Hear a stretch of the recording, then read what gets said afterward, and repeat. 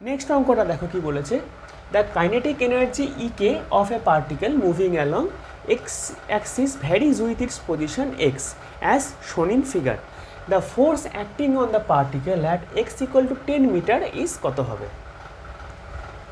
আমি তোমাদের বারবার বলি যে তোমরা বেসিকটাকে স্ট্রং করো, কারণ তোমরা বেসিক যত স্ট্রং করবে তোমরা দেখবে যে কোনো প্রবলেমের সঙ্গে তোমরা অনেক ভালো করে ডিল করতে পারবে।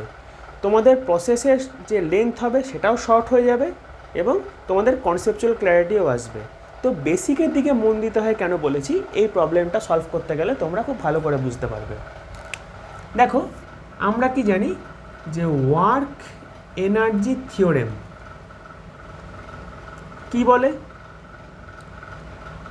ধরো একটা বডি আছে, সেই বডিটার একটা ইনিশিয়াল কাইনেটিক এনার্জি ইকে নিয়ে মুভ করছে, ইকে 1 নিয়ে মুভ করছে, এবং এর যে কাইনেটিক এনার্জি চেঞ্জটা হলো সেটা ইকে 2 হলো। এবার আমরা যদি ইকে 2 আর ইকে 1 এর চেঞ্জটাকে লক্ষ্য করি, আমি কিন্তু এখানে শুধুমাত্র ম্যাগনিটিউডটাকে লক্ষ্য করছি। এমনও হতে পারে যে এই কাইনেটিক এনার্জি গেইন করলো, এমনও হতে পারে এই কাইনেটিক এনার্জি লস করলো, কিন্তু আমি শুধু চেঞ্জটাকে অবজার্ভ করছি।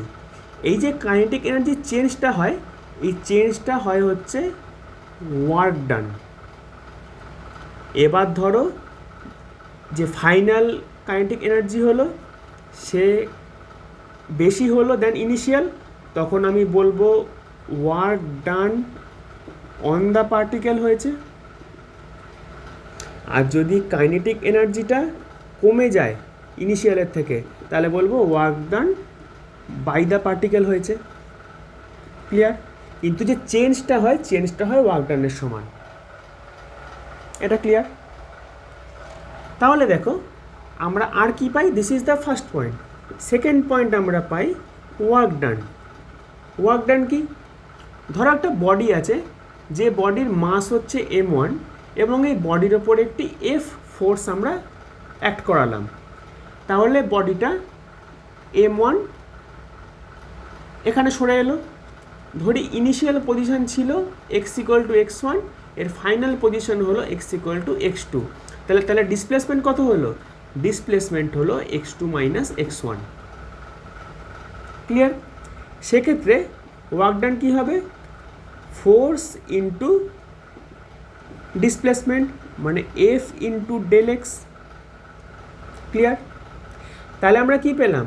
আমরা দুটো জিনিস পেলাম, একটা হচ্ছে কাইনেটিক এনার্জি চেঞ্জ, এইটা হচ্ছে ওয়ার্ক ডানের সমান, আর পেলাম কি ওয়ার্ক ডানটা হচ্ছে ফোর্স ইন্টু ডিসপ্লেসমেন্টের সমান। তাহলে আমরা যদি এইটাকে del E K by del x লিখি তাহলে ভুল হবে না। এইটা হচ্ছে মড ভ্যালু, যেহেতু ডেল ইকেটা মড ভ্যালু নিচ্ছি আমরা। ক্লিয়ার? এবার খেয়াল করে দেখো আমাদের কি চেয়েছে, আমাদের চেয়েছে force acting on the particle at x = 10। আমরা এই যে রিলেশনটা পেলাম এখান থেকে কি সিগনিফাই করতে পারলাম? যে force is nothing but the slope of the, এখানে যদি স্ট্রেট লাইন আছে আমি স্ট্রেট লাইনই লিখি, slope of the straight line in kinetic energy versus displacement graph. পরিষ্কার? ডেল ইকে আমরা কি জানি? কোনো একটি পার্টিকুলার অ্যাক্সিস যদি এটি এক্স হয় এবং এটি ওয়াই হয়, এবং এখানে একটি স্ট্রেট লাইন আছে, ধরো এর স্লোপ হচ্ছে থিটা, তাহলে আমরা স্লোপ কি জানি? m = tan থিটা কি হয়? Del y by del x হয়। তাহলে এই ক্ষেত্রে যদি আমি ইকে ভার্সেস এক্স গ্রাফ ড্র করি, তাহলে সেখানে যে স্ট্রেট লাইনটা পাবো তার যে স্লোপটা পাবো সেটাই তো আমাদের ফোর্স হচ্ছে। এবার দেখো আমাদের পয়েন্ট অফ কনভিনিয়েন্স কোনটা? আমাদের পয়েন্ট অফ কনভিনিয়েন্স হচ্ছে x = 10 মিটার, দ্যাট ইজ এই পয়েন্টটা কোন স্ট্রেট লাইনে লাই করছে দেখো, এইটুকু স্ট্রেট লাইনে লাই করছে। তার মানে আমাদের শুধুমাত্র এইটুকুকে অবজার্ভ করতে হবে।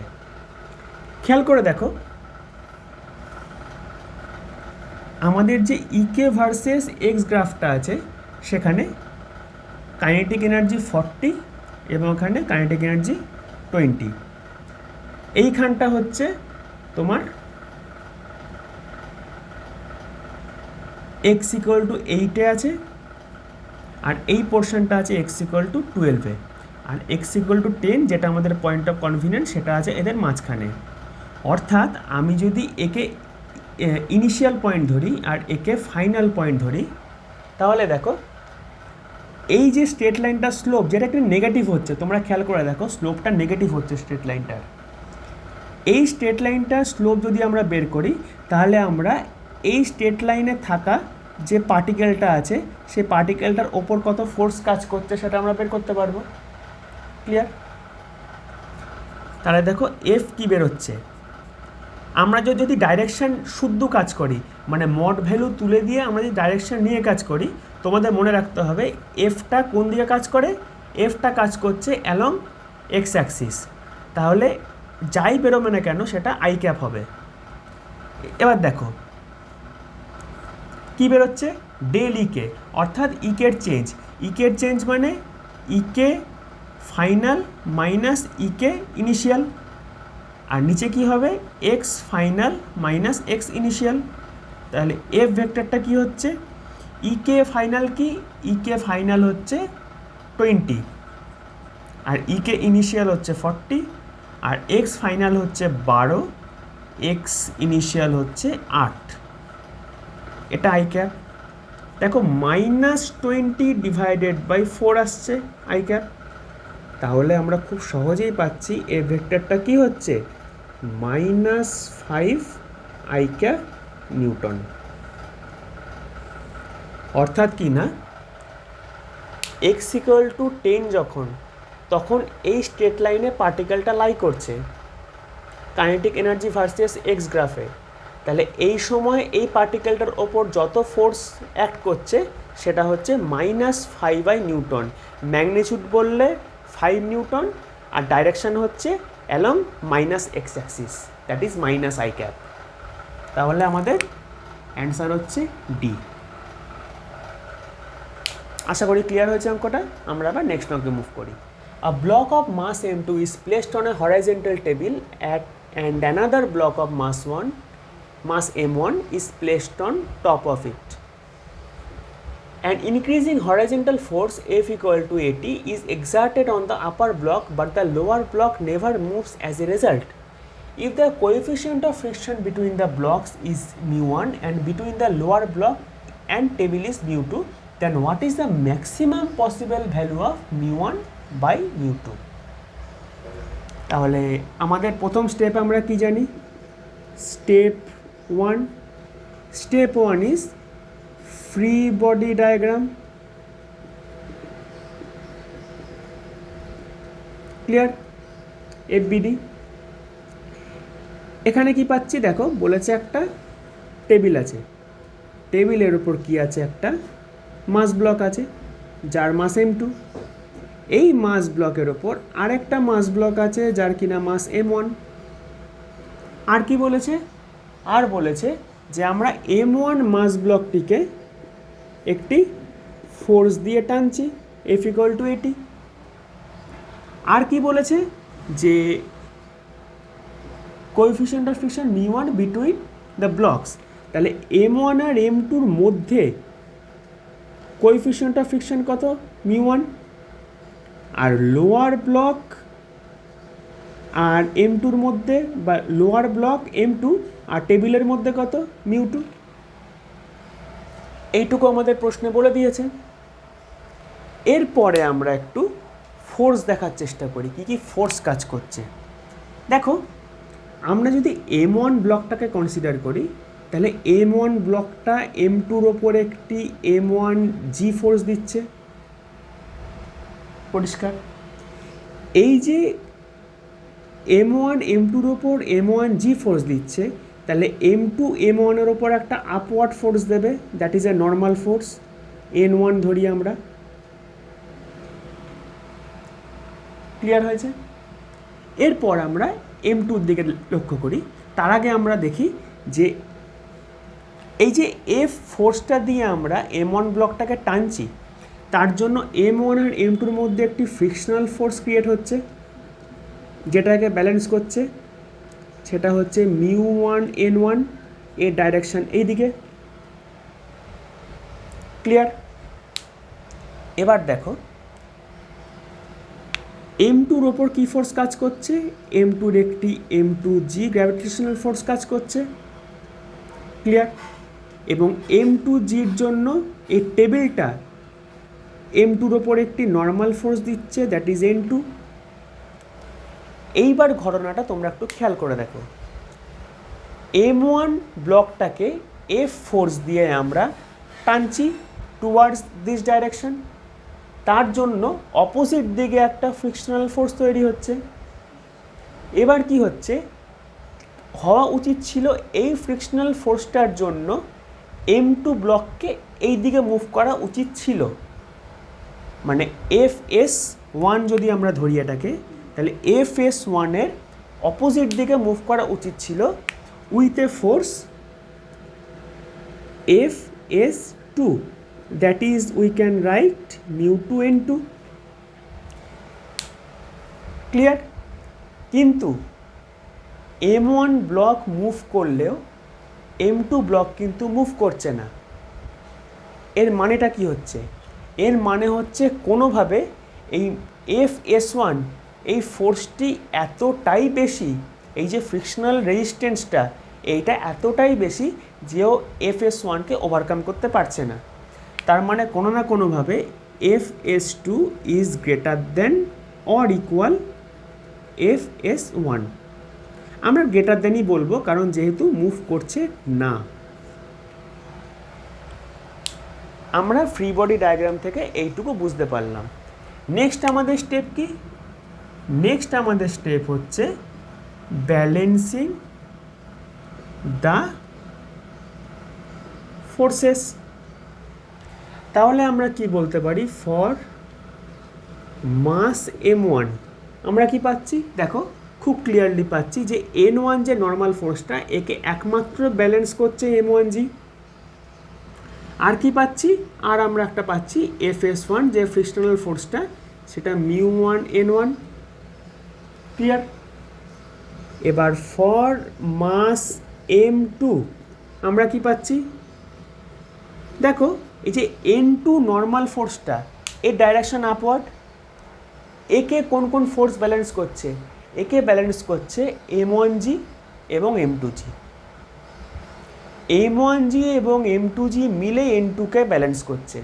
তোমরা ডাইরেকশন দেখে পরিষ্কার বুঝতে পারছো। তাহলে N2G-কে ব্যালেন্স করার জন্য M1G আছে আর M2G আছে।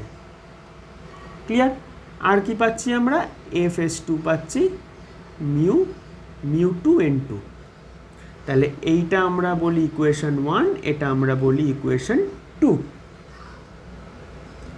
এবার দেখো খেয়াল করে যে আমরা কন্ডিশনটা কি পাচ্ছি, যে M2 মাস মুভ করছে না কিন্তু M1 মাস মুভ করছে। সেক্ষেত্রে আমরা কন্ডিশনটা পেলাম FS2-কে গ্রেটার দেন FS1 হতে হবে। ক্লিয়ার? FS1 মানে কি পেয়েছি, FS2 মানে কি পেয়েছি? μ2 N2। একে গ্রেটার দেন হতে হবে μ1 N1-এর থেকে, তবে গিয়ে আমাদের কন্ডিশনটা স্যাটিসফাই হবে। এবার দেখো μ2 N2, N2 মানে আমরা কি পেয়েছি? M1G plus M2G। এইটা গ্রেটার দেন কি হবে? μ1 ইন্টু N1 কি পেয়েছি? N1G। ক্লিয়ার? এইখান থেকে খেয়াল করে দেখো, আমরা যদি μ2 আমাদের কি বের করতে বলেছে? μ1 বাই μ2। তাহলে μ1 বাই μ2 করি, তাহলে দেখো আমাদের কি আসছে? M1 plus M2 into g divided by কি আসছে? M1G। এটা গ্রেটার দেন আসবে। এটা আসবে লেস দেন, কারণ হাঁটা আমাদের এই দিকে আছে। ঠিক আছে, হলো, জি জি কাটলো। এবার আমরা কি পেলাম, μ1 বাই μ2 এইটা হবে 1 প্লাস m2 বাই m1। তাহলে কি বলেছে আমাদের μ1 বাই μ2 এইটাকে 1 প্লাস m2 বাই n1 এর থেকে ছোট হতে হবে, তবে গিয়ে আমাদের কন্ডিশনটা স্যাটিসফাই করবে। তাহলে আমরা টার্মিনাল ভ্যালু কত পাচ্ছি,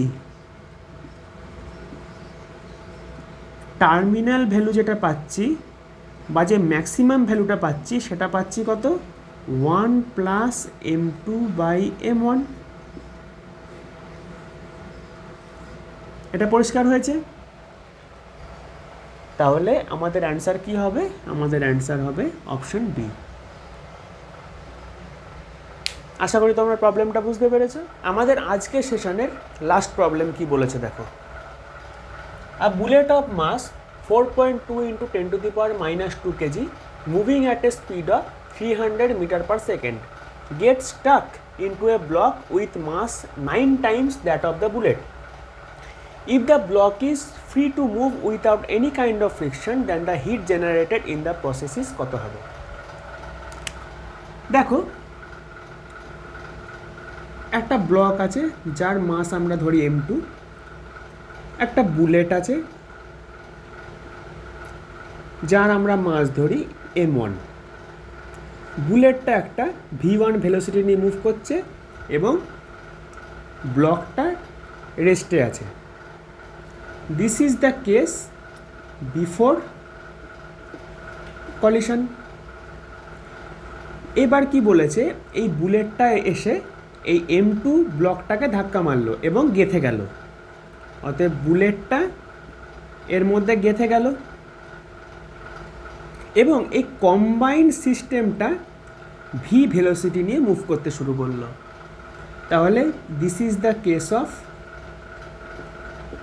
আফটার কলিশন। ডায়াগ্রাম ক্লিয়ার হয়েছে? এবার আমরা principal of conservation of linear momentum থেকে কি পেতে পারি, যে momentum P before collision will be equal to linear momentum P after collision, বা এই দুটো সাম ইকুয়াল হবে আমরা বলতে পারি। তাহলে দেখো প্রথম কেসে মানে বিফোর কলিশনে m1 বুলেটটা v1 নিয়ে মুভ করছে, v1 স্পিড দিয়ে, প্লাস m2 ভেলোসিটি বা speed v2 equals to after collision কি m1 আর m2 এই টোটাল সিস্টেমটা মুভ করছে v ভেলোসিটি নিয়ে। এইটা আমরা principal of conservation of linear momentum থেকে পাচ্ছি। তাহলে দেখো ভি ইকুয়ালস টু কী পাচ্ছি, আচ্ছা এখানে তো m2টা জিরোতে আছে, মানে m2টা ইনিশিয়ালি রেস্টে আছে, মানে v2 জিরো, v2 জিরো মানে এই পার্টটা জিরো। তাহলে ভি পাচ্ছি আমরা m1 by m1 plus m2 into v1। একে আমরা রিঅ্যারেঞ্জ করে কি লিখতে পারি, বোথ সাইড বা নিউমারেটর ডিনোমিনেটরকে আমি যদি m1 দিয়ে ডিভাইড করে দিই তাহলে 1 প্লাস m2 বাই m1 আসছে, এইটা ইন্টু v1 হচ্ছে। ক্লিয়ার?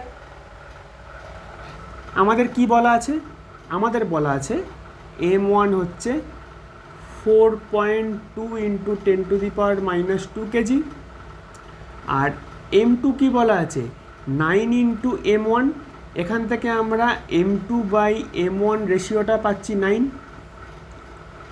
আর আমাদের v1 কি বলা আছে, v1 বলা আছে 300 মিটার পার সেকেন্ড। তাহলে দেখো ক্যাপিটাল ভি কি পাচ্ছি আমরা 1 by 1 plus 9 into 300 metre per second. তাহলে এইটা কত হচ্ছে 1/10 অফ 300 মিটার পার সেকেন্ড, মানে আমরা যে ক্যাপিটাল ভিটা পাচ্ছি সেটা পাচ্ছি 30 মিটার পার সেকেন্ড। অর্থাৎ কলিশনের পরে এই যে টোটাল সিস্টেমটা আছে, এই টোটাল সিস্টেমটা 30 মিটার পার সেকেন্ড স্পিড নিয়ে মুভ করবে। ক্লিয়ার? এবার আমরা ওয়ার্ক এনার্জি থিওরেম থেকে কি জানি,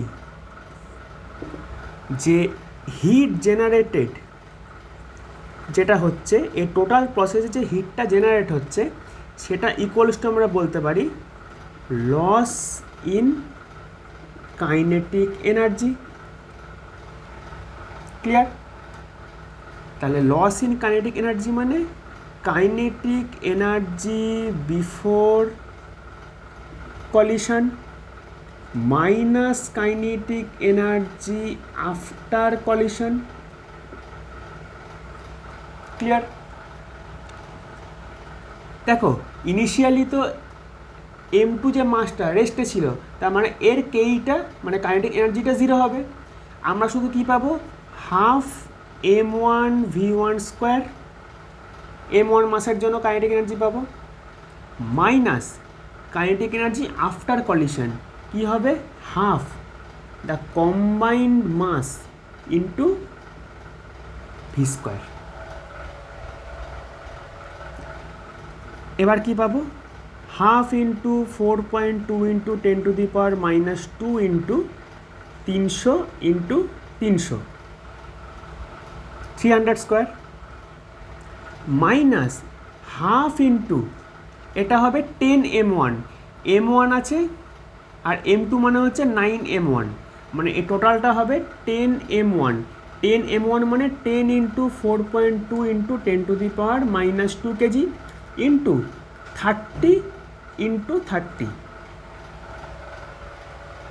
ক্লিয়ার? এবার দেখো খেয়াল করে, হাফ ইন্টু 4.2 ইন্টু 10⁻² এই পার্টটা কমন যাচ্ছে, তাহলে আমার এখানে হচ্ছে 9234 90,000 মাইনাস 900। এইটাকে যদি আমরা সলভ করি তাহলে এখান থেকে হচ্ছে 2.1 ইন্টু 10⁻², এটা কি হচ্ছে লাস্টে দুটো জিরো, এখানে 900 দিয়ে মাইনাস করলে 1 1 9 1 891 আসছে। 10⁻² আর দুটো জিরো ক্যান্সেল হয়ে যাবে। এবার আমরা যদি টোটালটাকে ক্যালকুলেট করি, আমরা এখানে পাবো যে অ্যান্সারটা অ্যাপ্রক্সিমেটলি কত হচ্ছে, এখানে হচ্ছে 405 না সরি এইটা হবে তোমার 1701 জুল। এবার আমরা কি জানি যে 1 ক্যালোরি সমান 4.2 জুল।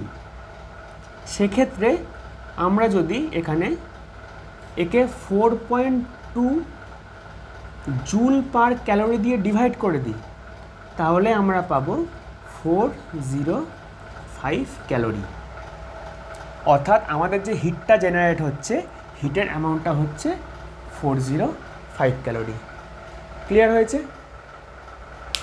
ওকে, তাহলে আমাদের এখানে যে তিনটে পার্ট আমরা করলাম, that is kinematics, laws of motion আর ওয়ার্ক এনার্জি পাওয়ার, এই তিনটে চ্যাপ্টারে WBJEতে আসা প্রিভিয়াস ইয়ারে যত ইম্পর্টেন্ট প্রশ্ন আছে সব কটা আমরা শেষ করলাম।